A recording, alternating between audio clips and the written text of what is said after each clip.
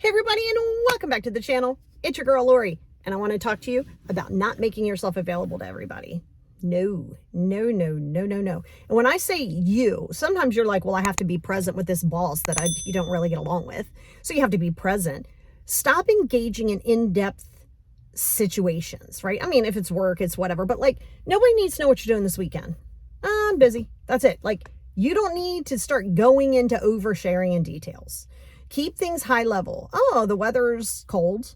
Oh, I got to do this, like, oh, I got to run to this outlets to pick up some sale at Bath and Body today. Like whatever, like high level. And by the way, this isn't just with like randoms. This is also with family and with what you deem as close friends. Because if people deplete you, right? So what I mean by that, and listen, we all have a right to have a bad day. Like we just do. A negative day, I should say. We all have that right. And, it's for you to process. And then if you ask somebody if they're in a space to hear you and they say, yeah, then that's great. That gives you a space to vent.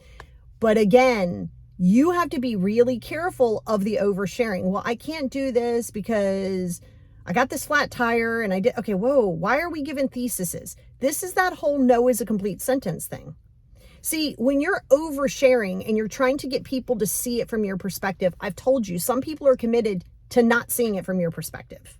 Like they're literally committed. They're like, if I think the sky is orange, it's going to be orange. And it doesn't matter how many facts you give them, nope, that's how they see it. You got to let it be. So don't overshare it and expect people to see it from your perspective. So you have to stop giving all of you, right? So like we always want you to be authentic. And to be authentic is to know who you are not, what you align with, what you don't align with. That's authenticity. Okay. But here's the deal. Not everybody deserves to know everything that's going on in your life, including your parents. Like it's not a rule of thumb that everybody has to know everything.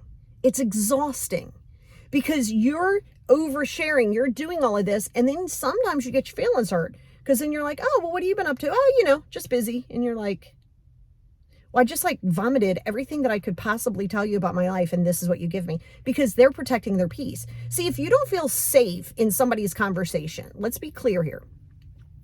Feeling safe with somebody is knowing that regardless what you tell them, they are not going to sit in judgment. They may give you honest feedback. Like if you say, hey, I'd like your feedback. They may say, hey, listen, I think you kind of like, ooh, that was like not a good situation there. Like, probably not the best. But you're not judging them. You're not like, what kind of a person are you? How horrible are you? Right? If you don't feel safe in somebody's presence, do not give them all of you.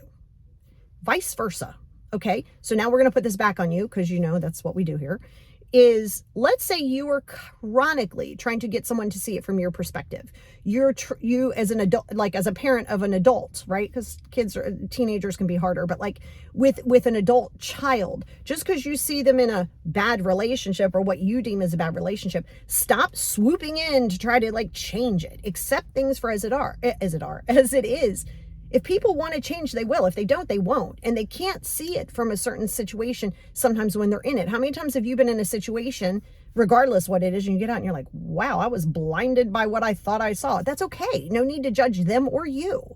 So, but here's the deal. If you start constantly nagging and constantly complaining about your situation and constantly doing this, people don't feel safe around you, right? Because you feel erratic. You're allowed that. But just keep in mind that sometimes if you find that people are high level with you, it's because, oh gosh, maybe there's something that you're doing that isn't making them feel safe. It's not a blame game. It's not even something you need to change. I'm just telling you because everybody's feelings are not facts. Yours, theirs, everybody else's. But if their perception is, I don't feel safe talking to you, not like you're going to hurt them, not ever intentionally, but I mean, if they just feel like, well, if I tell you this, you're going to give me some feedback about how I'm wrong and how I should change this. And sometimes people don't want to always hear that.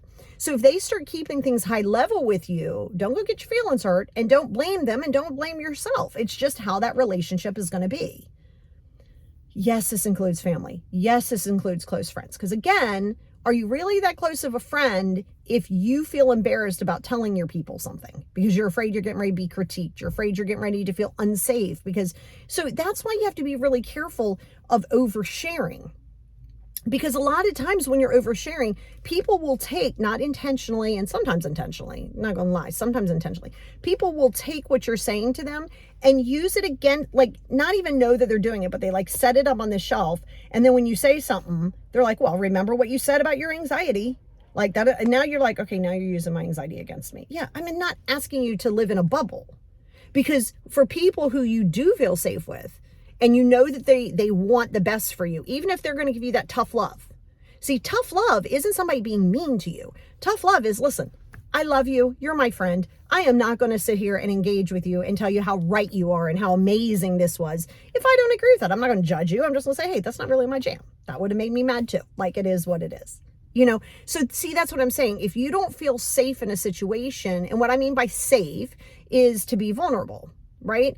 Then, and if you're like, well, I don't feel safe with anybody, well, then you need to reevaluate your circle.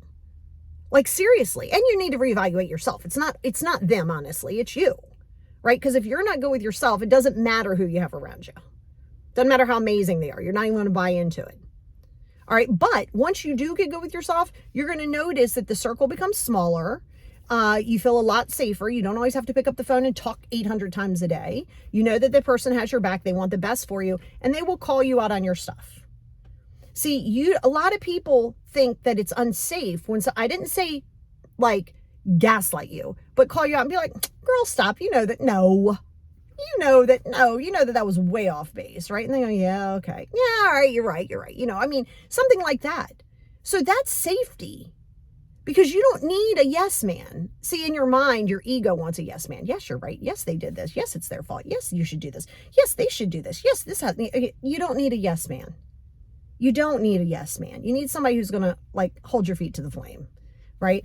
The issue becomes when you start to expect that everybody shares everything with you too.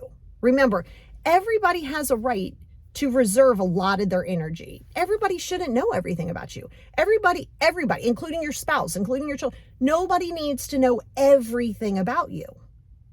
And from oversharing and overextending yourself, now here you are. Listen, some people, it's just going to, and there's no need to engage in battle, by the way. Some people are going to look at this frog that I have and they're going to say, oh, I like that light yellow frog. And I'm like, it's a green frog. It's light yellow. Okay. I could argue the color green. I could put two colors together and make green.